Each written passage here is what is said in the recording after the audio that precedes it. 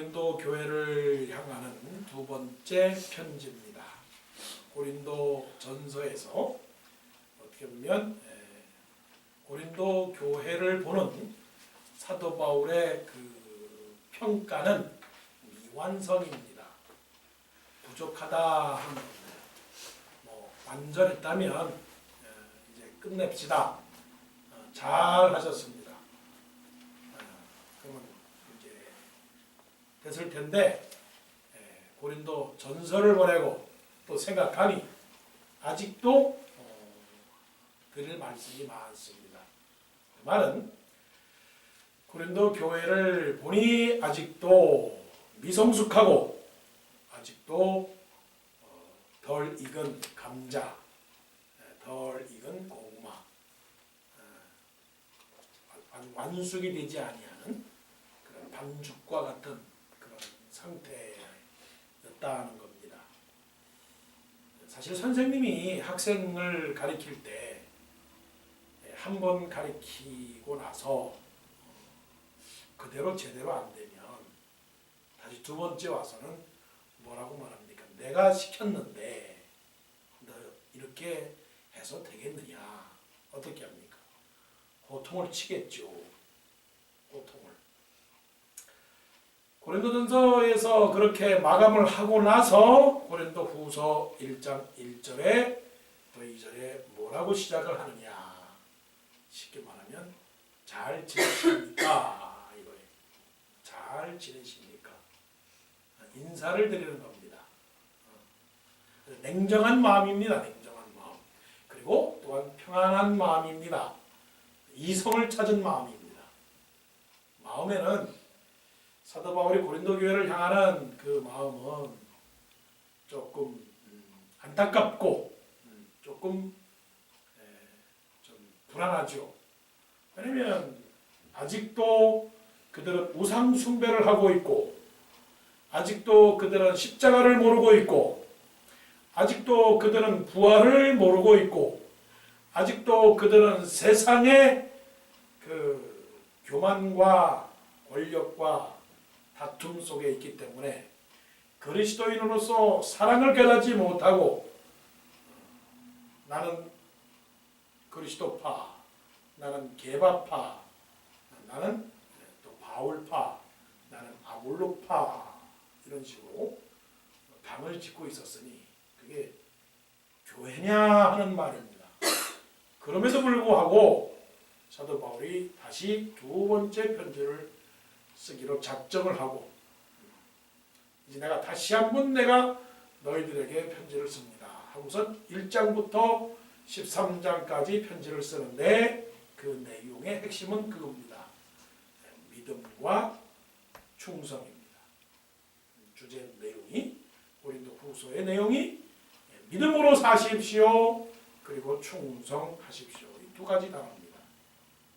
그거를 쓰는 이제 1장에서 이제 시작을 하면서 사도 바울이 1절과 2절에서 인사말을 씁니다. 인사말.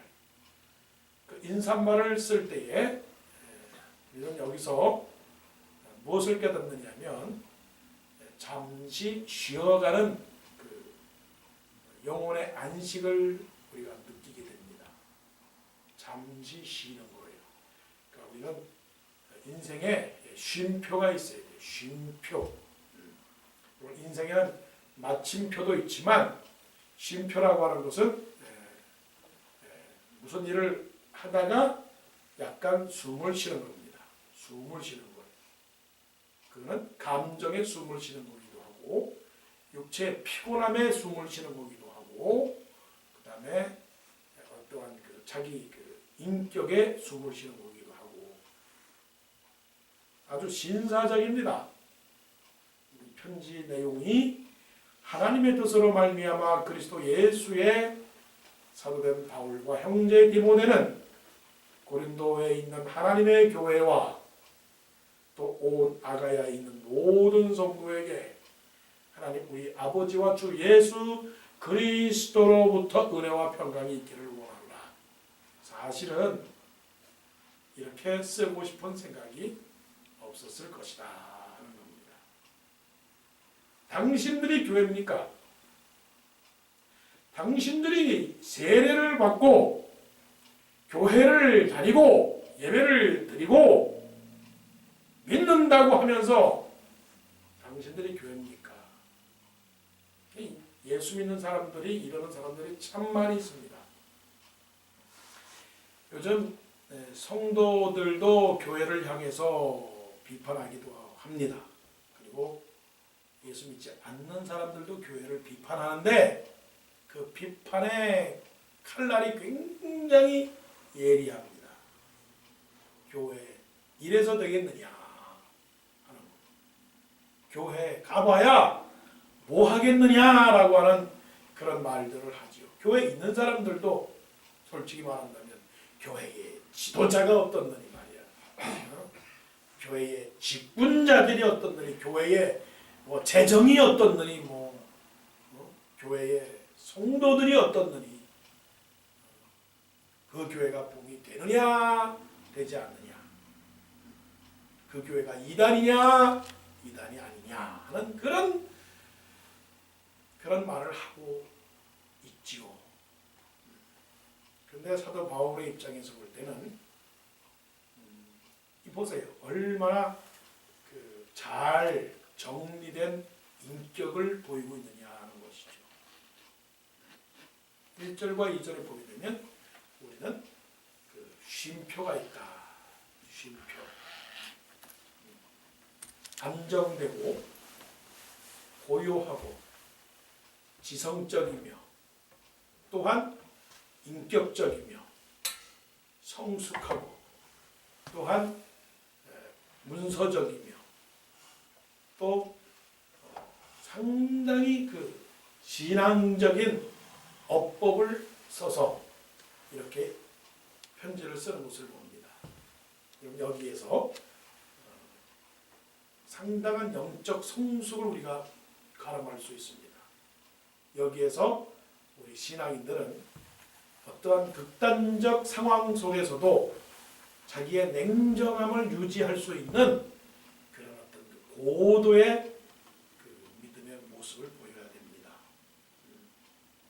고도의 신앙의 모습. 작은 일에도 흔들리지 않고, 작은 또 큰 비판에도 감정이 흔들리지 않고, 설령 원수와 원수끼리 만난다 할지라도 주먹을 쥐고 대판 싸우고 서로 소리를 치며 고래고래 소리 지르는 그런 태도가 아니라 이런 인사말 속에서 포함되어 있는 영적인 성숙을 우리가 배워야 됩니다. 그래서 우리는 말을 잘 해야 돼요. 말. 그리스도인의 언어가 있는 거예요. 오늘 기도하면서 아주 상당히 간절한 기도를 그렇게 하셨는데, 그리스도인들의 언어와 세상의 언어가 다른 겁니다.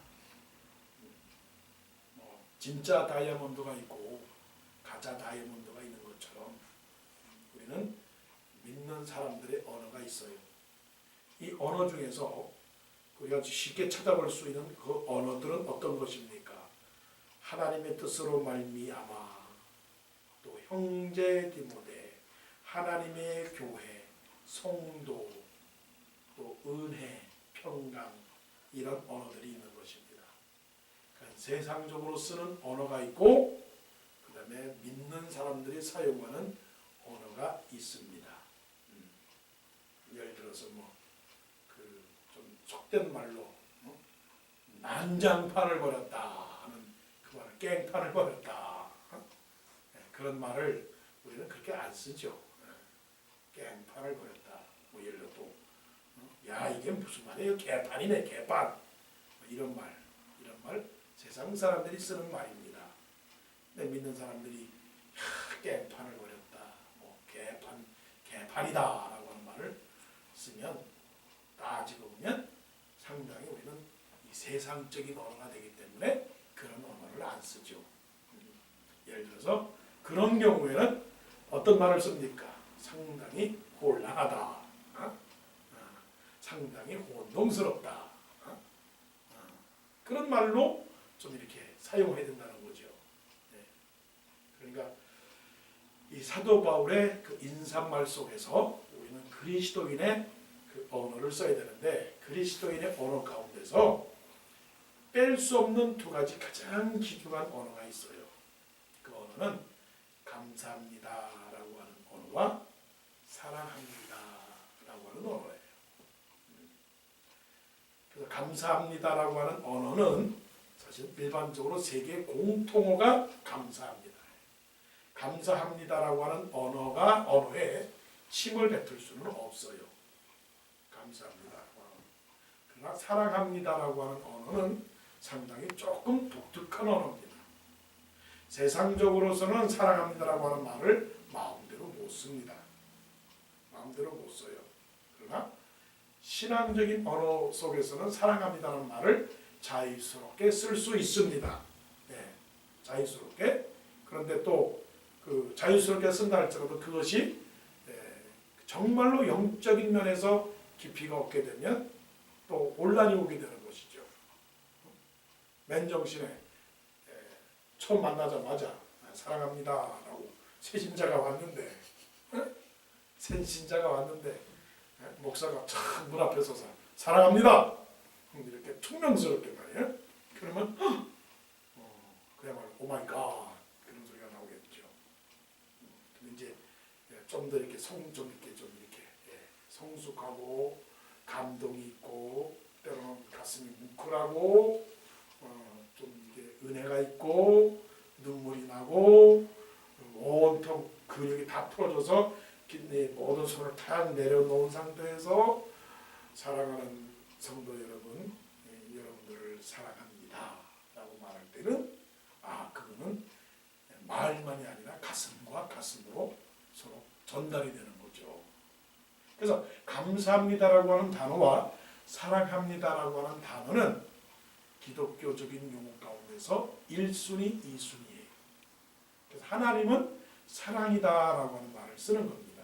왜 그러느냐면 사도 바울이 이 표현을 쓸 때 그리스도 예수의 사도된 바울과 형제 디모데라고 해서 형제, brothers의 브라더는 피를 같이 나눈 형제를 말합니다. 피를 같이 나눈 형제라고 하는 것은 옷을 바꿔 입어도 허물이 없어요. 음식을 먹던 거를 형제가 주어도 별로 허물이 없는 거죠. 이런 마음으로 사도 바울이 형제 디모데에 대한 애정을 그렇게 표현했다. 그런 것입니다.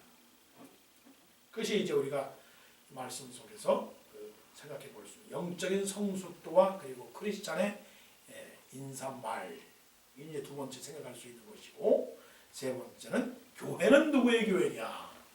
중요한 그 신학적 교회론을 가르쳐 주는데 교회는 하나님의 교회다 하는 겁니다. 성도의 교회도 아니고 직분자의 교회도 아니고 교회는 하나님의 교회다 하는 겁니다. 우리는 하나님의 교회에서 일하는 일꾼에 불과한 것이지, 물론 우리가 책임을 가지고 그 다음에 그 마음을 다 가져와서 충성하는 것은 아름다운 것이지만 이 교회의 오너십, 교회에 대한 오너십을 내 거라고 말하는 그 자체는 상당히 문제가 있는 것입니다. 예를 들어서 목사가 개척을 해서 목사가 건축헌금을 많이 하고 장로가 헌금을 많이 하고 어느 누가 많이 헌금을 했다고 해서 이 교회에 대한 오너십이 헌금을 많이 한 사람에게 돌아가지 않는다라고 하는 사실이에요. 목사님께서 만일에 이 모든 예배당, 이 모든 것에 대한 헌신도가 목사님께서 70%였기 때문에 목사님께서는 나중에 이 교회의 지분을 70%를 드리겠습니다. 그러면 이 기업은 교회가 아니라 주식회사가 되고 만나는 겁니다. 그래서 교회는 엄격하게 말한다면 비영리 법인입니다. 영어로 말하면 profit organization이에요. 그 말은 교회를 통해서 어느 누구도 이윤을 만들어내지 않는다는 겁니다. 또한 이윤을 만들어낸다면 그것은 일리거리다 하는 거예요. 사도 바울이 하나님의 교회라고 하는 고린도에 있는 고린도 교회, 고린도 성도들의 교회가 아니라 하나님의 교회라고 못을 받고 있다는 겁니다. 문제가 어디 있습니까? 이 교회가 내 교회라고 하는 것에 대한 문제가 있는 겁니다. 먼저 된 사람들이 나중 온 사람들을 향하여 선점권을 장악한다든지 아니면은 헌신에 대한 양을 가지고 본인들이 목소리를 높인다든지 이런 것들은 올바르지 않다라고 하는 것을 이 말씀을 통해서 우리가 알고 있는 겁니다. 그리고 또한 그 교회론을 통해서 또한 볼 수 있는 것은 사도 바울은 교회의 어느 한 사람만 지적해서 말씀하지 않고 또 온 아가야에 있는 모든 성도에게라고 하는 말이 있는 것입니다. 그러니까 그 교회가 1000명이든 500명이든 100명이든 그 교회의 그 리더십, 곧 그 교회를 이끌어가는 사람이 그 사람들의 교회가 아니라 하나님의 입장에서 볼 때는 모든 양떼가 다 하나님의 양들이라는 거예요. 그러니까 성도들이 착각하지 말아야 될 것은 나는 쓸모없는 양이다. 나는 뭐 아무것도 모르고 나는 아무것도 없고 나는 아무것도 할 수 없는 양입니다. 성도입니다. 그러니까 나는 아예 수에도 넣지 마세요. 라고 말하면 그건 잘못된 겁니다. 그 목자가 양 100마리가 있어요. 그런데 100마리 중에 한 마리의 잃어버린 양을 찾아서 그 잃어버린 양을 찾아서 찾으러 갔다라고 하는 그 말의 의미를 잘 해석해야 됩니다. 99마리의 양은 무시하고 그 한 마리의 양이 특별하기 때문에 그 양을 찾아서 간 것이냐라고 오해할 수 있다는 거죠.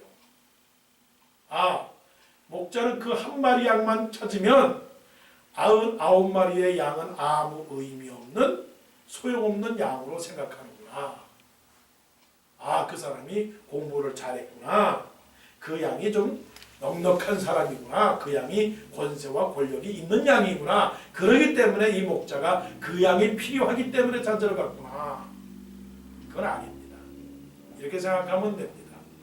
그 잃어버린 양 한 마리와 같은 마음을 가지고 99마리의 양을 찾다라고 하는 그것을 알아야 된다는 것이죠. 그러니까 성도님들의 생각은 그런 것입니다. 우리 모두가 다 귀한 존재들이다. 다 귀해요. 10손가락 깨밀어서 안 아픈 손가락이 어디 있겠습니까? 그렇죠? 그러니까 여러분 자부심을 가져야 됩니다. 자부심. 나는 VIP다. 나는 교회에서 VIP다.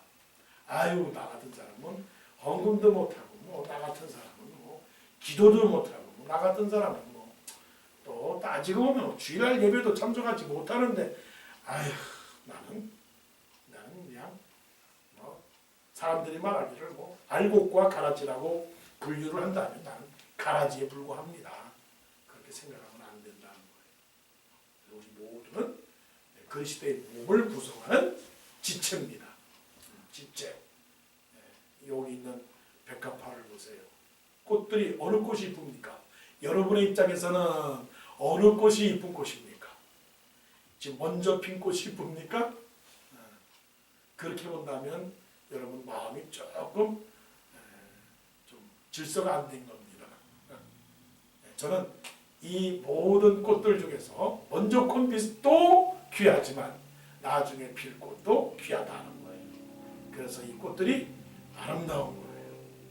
아름다운 거예요. 그런 마음을 여러분들이 가지고 세 번째 여러분들이 생각할 것은 나는 귀한 존재다. 하나님이 나를 귀한 성도로 생각하고 있다는 겁니다. 마지막입니다. 마지막은 하나님은 우리에게 은혜와 평강을 주시기를 원하십니다. 은혜와 평강입니다. 은혜는 거저 주시는 거예요. 거저 주시는 후리로 주시는 거예요. 후리. 그 다음에 평강이라고 하는 것은 기쁨입니다. 거저 주시니까 기분이 좋아요, 안 좋아요? 기분이 좋습니다. 공짜라면 양잿물도 마신다고 그러잖아요. 여러분이 스스로 얻었다고 생각하는 건 뭡니까? 은혜를 받았다고 생각하는 사람이면 사람일수록 자기에 대한 자존감이 참 높은 사람입니다. 내가 은혜로 받은 것이 없다고 생각하는 사람은 자신에 대한 자존감이 무너지는 사람입니다. 나는 가진 게 없어. 나는 된 것이 없어. 나는 별 볼 일 없는 사람이야. 이렇게 생각합니다. 근데 생각해보면 사과 같은 내 얼굴 이쁘기도 하지요. 눈도 반짝 코도 반짝 입도 반짝 반짝. 어머 어쩌면 너는 그렇게 참 내가 보기에도 너는 정말 귀한데 다른 사람들이 보면 너를 보고 얼마나 너 귀하게 여길까 그렇게 생각해 본 적 있어요? 아니면 거울을 보고 야, 왜 태어났냐? 참 못났다. 그 꼴이 뭐냐? 야, 남들 할 때는 뭐해서 그렇게 치질이도 못 나가지고 그래. 남들은 10개, 20개를 갔는데 너는 그래? 하나도 못 갔니? 어? 그런 마음을 갖는다면 그는 은혜로 사는 사람이 아닙니다. 오늘도 살게 하신 것도 은혜고, 그렇죠? 아픔을 주신 것도 하나님의 은혜입니다. 저는 몸에 약함을 주신 것도 감사해요. 내가 혈압이 다른 사람보다는 좀 높아요. 그렇다고 혈압이 높은 게 아니고 선천적으로 몸의 기관이 조금 심장이 혈관이 약간 작아서 혈압이 조금 올라가는 거예요. 근데 그 혈압을 안 주셨다면 내가 기고만장해서 그냥 열심히 마라톤 한다고 막 달리게 된다면 어떻게 하겠어요? 그걸 몰랐다면 마라톤 하다가 그냥 뇌혈증으로 그냥 쓰러지고 마는 거예요. 그걸 알기 때문에 하나님께서 조용하게 기죽고 살라고, 조용하게 숨죽이고 살라고, 떠들면서 까불지 말라고, 조용하게 살라고. 그렇게 또 하나님이 아픔을 주신 겁니다. 아픔을 주신 것도 감사하고, 뭐 감사하지 않은 게 어디 있어요? 그렇잖아요.